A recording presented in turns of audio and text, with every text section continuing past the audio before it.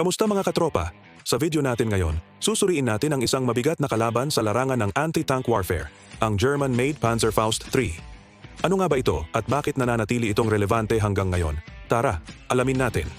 Ang Panzerfaust 3 o PISA F3 ay isang shoulder-fired, recoilless anti-tank weapon na unang ipinakilala noong dekada 80.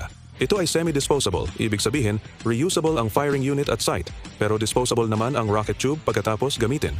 Dinisenyo ito ng Dynamit Nobel para labanan ang mga modernong tangke, lalo na yung mga may Explosive Reactive Armor o ERA.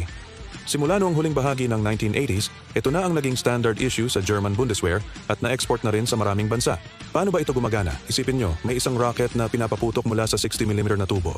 Ang warhead mismo ay mas malaki, mga 110mm, at gumagamit ng shaped charge design na tinatawag na HEAT o High Explosive Anti-Tank.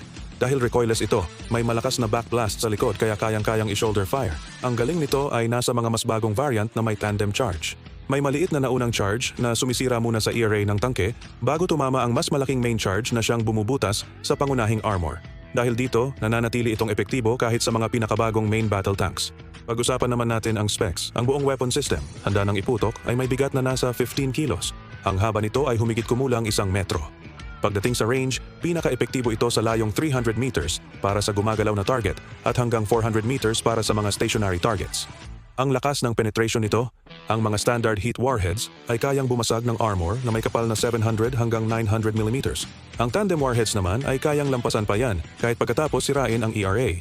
Bukod sa standard anti-tank rounds, may iba't ibang variants din ito. Ang PZF-3IT or Improved Tandem ang pinakasikat dahil sa kakayahan nitong talunin ang ERA. Mayroon ding Bunkerfaust na espesyal para sa mga fortified structures at iba pang rounds tulad ng multipurpose, smoke at illumination para sa iba't ibang sitwasyon. Sa taktika, kadalasan itong ginagamit sa mga ambush, lalo na sa urban areas o choke points. Ang ideal na target ay ang gilid o likuran ng isang armored vehicle kung saan mas manipis ang armor. Pero tandaan, tulad ng lahat ng recoilless weapons, mayroon itong delikadong backblast. Kailangang siguruhin na malinis ang espasyo sa likod ng operator bago magpaputok.